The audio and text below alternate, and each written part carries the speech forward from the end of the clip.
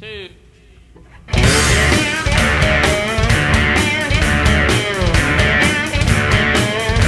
Mummoskin kiusaa pahemmin kuin sinä. Ei kyllä kiusaa.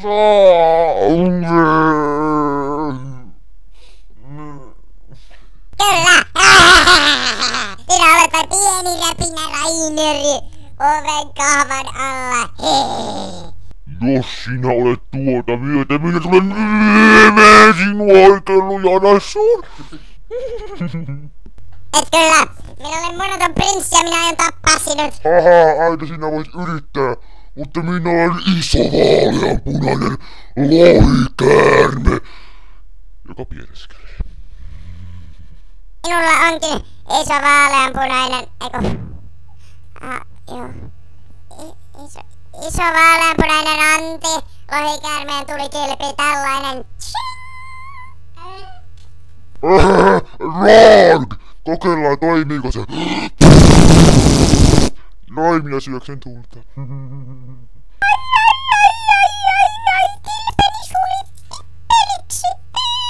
Haha, nyt sinä olet aidosti munaton prinssi. Mihinä sinun prinsessasi on? Joku homopoika kuitenkin.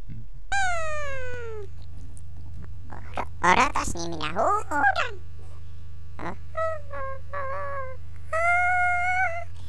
Pimpaton prinsessa!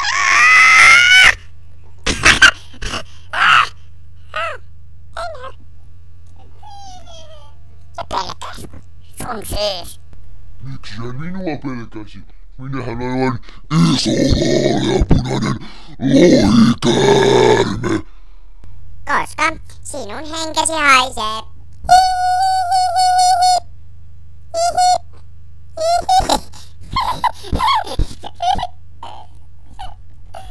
Mitä jos kerrankin olevani kiimassa?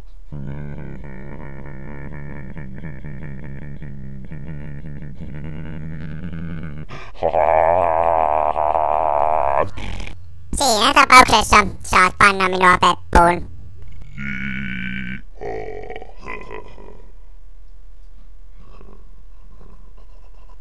Ihanko tosi?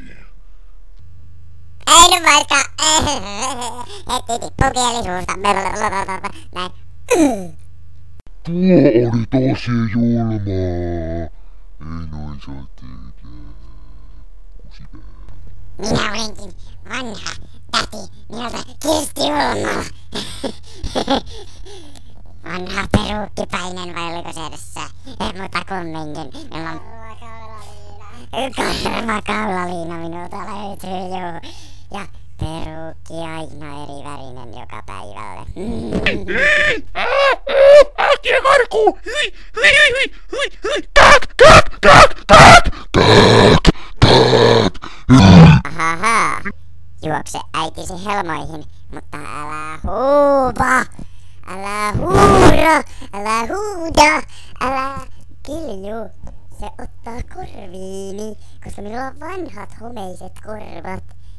Ai ja jos asia on noin, niin minä lähden pois. Ja minä jään pois. Luoja on ja pysyy poissa.